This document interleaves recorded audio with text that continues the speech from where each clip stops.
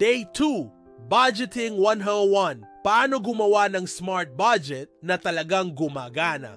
Maraming Pilipino ang nagtatanong, bakit parang laging bitin ang pera kahit may sweldo naman kada buwan?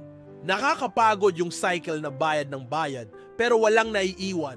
Ang totoo, hindi laging problema ang maliit na sahod. Madalas kulang lang sa sistema. At yun ang gagawin natin ngayon, isang smart budget system na tested step by step at kaya mong sundan kahit saan ka pa sa Pilipinas. 1. Why budgeting is a survival tool, not just an option. Kung ang sundalo may battle plan, tayo dapat may budget plan. Kasi ang pera, parang bala. Kung bara-bara ubos agad, kung planado, sapat hanggang dulo ng mission. Reality check, 7 out of 10 Pinoys live paycheck to paycheck. Hindi porke malaki ang income, automatic na okay ka na. Ang daming tao may 50k salary pero lubog sa utang. Samantalang may mga kumikita ng 15k pero kaya magtabi monthly. Ang difference, may budget system. Kung wala kang budget, parang naglalakad sa gera na walang bala. Sigurado talo. 2. The Zero-Based Budgeting Approach, Pinoy Edition. Zero-Based Budgeting. Ibig sabihin, lahat ng piso may mission order. Walang iiwanan, walang bahala na.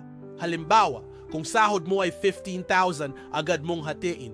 5,000 rent, 4,000 food, 2,000 transport, 1,000 bills, 1,000 savings, 2,000 allowance, o may COC. Sa 25,000 income, ibang breakdown naman. Pero same principle, every peso has a job. Walang extra money kasi kapag walang assignment, mawawala yan sa milk tea, Shopee o Grab. Ang ganda ng sistemang ito kasi kita mo saan napupunta pera mo at mas kontrolado mo ang gastos. Wala nang misteryo kung bakit parang magic na nawawala ang sahod. 3. Envelope system, the classic Pinoy style. Kung gusto mo ng old school pero effective, gamitin mo ang envelope system. Maghanda ka ng sobre, bills, food, transport, rent savings fund. Sweldo mo, ilagay agad sa tamang sobre. At may golden rule, kapag ubos na ang laman ng envelope, tigil ang gastos. Ang kagandahan nito kahit hindi ka techie, kahit wala kang financial app, madaling sundan. Kahit si nanay, tatay o lola kayang gawin. At kung gusto mong mas modern, pwede i-combine sa GCash, Save Money o Maya Goals para kang may digital envelope. 4. Priority-based budgeting, Ralph, for Filipino families. Dito papasok ang tanong, ano ba talaga ang priorities ng pamilya mo? Kadalasan, napupunta sa wants ang malaking parte ng sahod dahil sa social pressure, Starbucks, gadgets o travel na hindi pa kaya.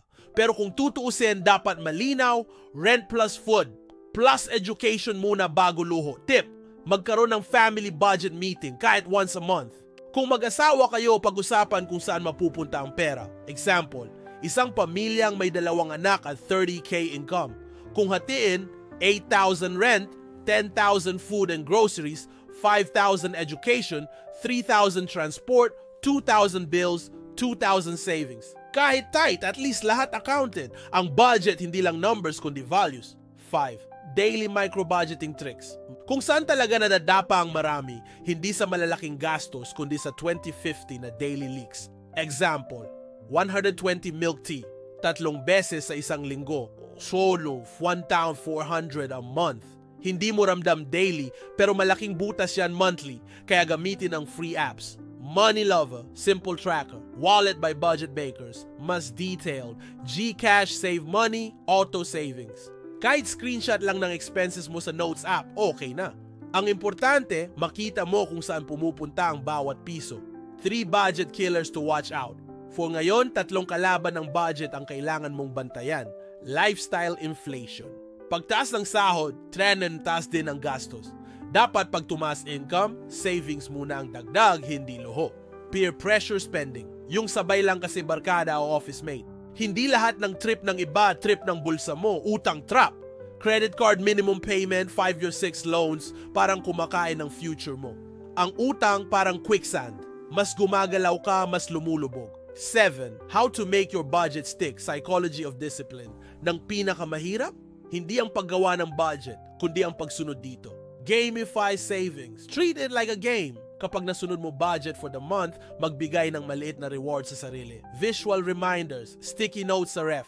Savings muna bago milk tea. Accountability partner. Pwede asawa, kaibigan o kahit anak. May ibang tao na nagre-remind, mas effective. Remember, ang budget hindi dapat parang kulungan. Dapat parang compass, it guides you to freedom. Kapag marunong kang mag-budget, hindi ito pahirap. Ito ay kalayaan. Kasi ang totoong mayaman, hindi yung malaki ang kita, kundi yung marunong mag-manage ng maliit at malaki. Kaya simula ngayong buwan, gawin mong utos sa bawat piso. Tandaan, ang perang walang plano, mabilis mawala. Ngayon gusto kong marinig ang kwento mo. Ano ang pinakamahirap na parte ng budgeting para sa'yo? I-comment mo sa baba at baka ma-feature natin sa susunod na episode. At kung gusto mo namang matutunan paano talaga nagwa-work ang psychology ng spending, kung paano hahatiin ang needs versus wants, abangan mo bukas sa day 3 ng ating challenge.